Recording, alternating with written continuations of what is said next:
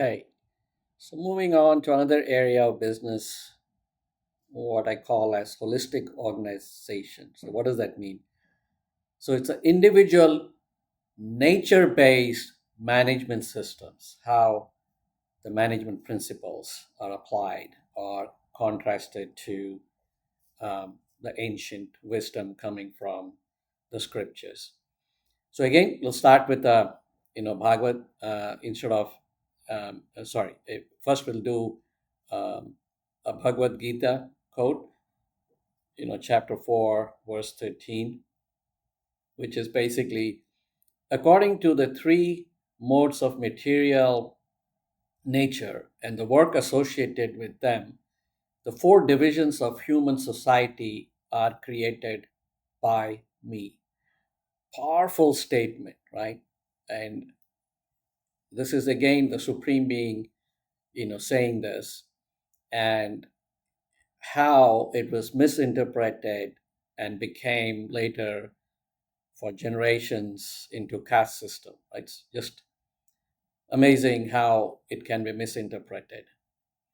Um, so in Bhagavatam, also in Canto 7, chapter 11, verse 14, this verse here, the Brahmanas, Kshatriyas, Vaishyas, and Shudras are distinguished by the qualities born of their own natures in accordance with the material modes, right? Doesn't talk about, being born, um, genetically with those features or functions. It never says that. It's another huge validation which is there in ancient scripture. So this describes not a rigid caste system, but a sophisticated organizational model based on individual nature and aptitude. Right? Let's pause there for a second. Nature and aptitude. It's about recognizing that different people have different natural strengths and organizing accordingly, right? So let's look at this natural organizational system, right? So the four organizational functions represent natural human aptitudes, right? Brahmanas, knowledge and teaching, right? If you want to relate in today's world, who does most of those work? Researchers, advisors, and strategic thinkers, right? Kshatriyas, leadership and protection, right? Pause for a second. Let's correlate to the current organizational structure. Who does that? Managers, irrespective of which manager it is, the decision makers, and the executives, right? Vaishyas, commerce and production, right? So in an organization today, who does that? Salespeople, entrepreneurs, create products, right? And producers, manufacturing. Shudra, service and support. Any organization, support staff, service providers, consultants, implementers, right? Just pause for a second. It's just amazing how the different job functions we do within any organizations is all mentioned in the scriptures, clearly defined by the supreme being, right? Based on aptitude of people. Right? So again, it isn't about hierarchy. It's about recognizing complementary strengths that create effective organization, whatever kind of organization it is. Let's look at some modern implementation, right? An example, Google team formation, right? Personality based role assignment using these natural categories. DISC assessment, natural behavior patterns analysis that mirrors ancient understanding.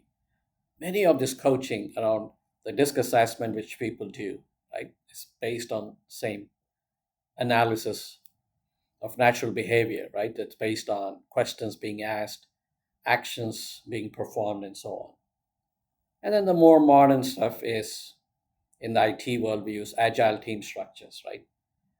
Complementary skills integration following these principles.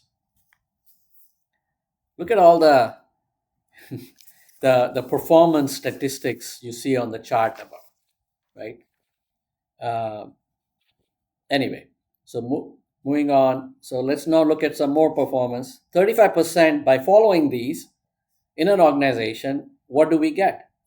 Right? 35% higher team performance roles match when roles match natural aptitude.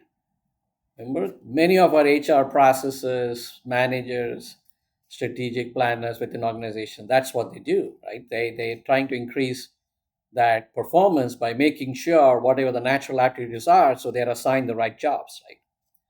50% better job satisfaction when people work in their natural strengths, right? In the IT world, some people are aligned to do support work, some people are aligned to write new code.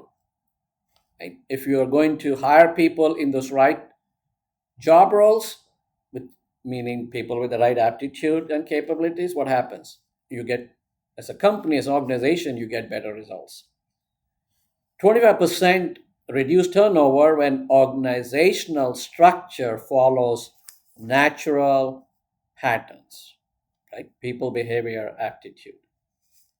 See the relevance to the wisdom which is already there in the scriptures, right? So let's look at the key principles. Natural aptitude recognition, right? Understanding individual strengths, complementary role design, creating teams where strengths complement each other, holistic system thinking, seeing the organization as a complete system, right? For any successful organization today, fundamentals, these are all the three fundamentals. If you perform these properly, then that organization is successful, right? So let's look at from modern validation perspective. So ancient Vedic understanding of individual nature, right? In Sanskrit, we call swabhava or swabhav in Hindi, right? Provides the foundation of modern personality-based formation and organizational design used by leading companies worldwide. And the results speak for themselves. Teams naturally organize according to these ancient principles. Most successful organizations unconsciously follow this model. Companies implementing this approach report dramatic improvement in performance and satisfaction. Right? Again, let's digest this. The remarkable insight is that the most effective modern organizations naturally organize according to principles that were systematically described thousands of years ago. Okay.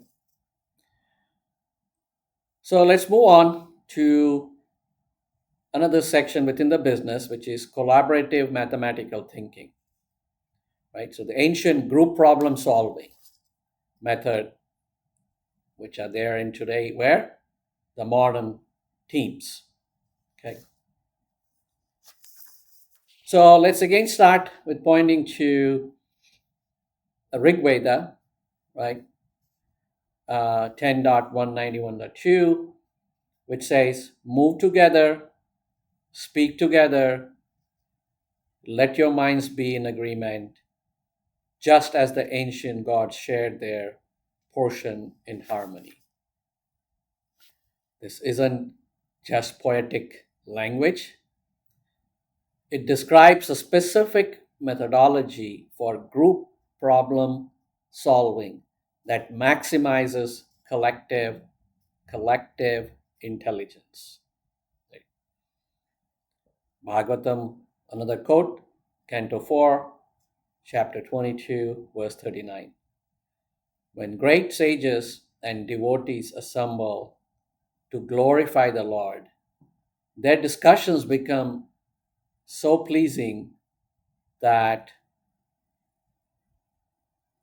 one wants to stop such transcendental conversation, right? That no one wants to stop such transcendental conversation. Okay? Group thinking, and when typically good organizations encourage that, right? Good managers encourage that. If they have a complex problem to solve, then you bring in the right skill sets, right group, and then when the discussions are going on, they become so interesting that no one wants to stop such conversations until a good solution is reached, right? That's the equivalent of what this quote is saying.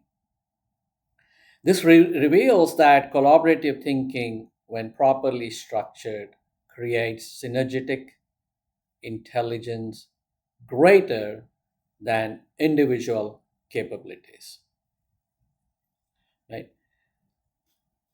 So, if you want to look at the old Gurukul model, which is purely based on collaborative learning with guided facilitation. So, the guru sits in the middle, who's providing the guided facilitations, and the students sit around them. So, the Gurukul model shows collaborative learning in action, right? The guru, teacher, or you call facilitator, sits in the center, not as an authoritative figure, right? But as a guide who helps students learn from each other and provides the guidance and advice as needed. So, what does the structure emphasize? Collective problem analysis from multiple perspectives, integration of different viewpoints into comprehensive solutions, consensus based decision making, shared responsibilities for outcome. Amazing, right? Again, I'll repeat this for key areas. Collective problem analysis from multiple perspectives, integration of different viewpoints into comprehensive solutions, consensus based decision making, shared responsibility for outcomes, right? This is the core mantra which is successful organizations today, whatever products they're producing or solutions, they use this. I also teach in the expensive MBAs. So this maximizes collective intelligence while ensuring every voice is heard and valued. So let's look at modern team dynamics, right?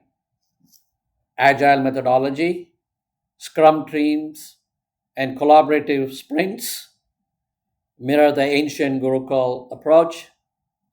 Design thinking, collaborative ideation, and problem solving using systematic group process, innovation labs, cross functional teams, collaboration following ancient principles.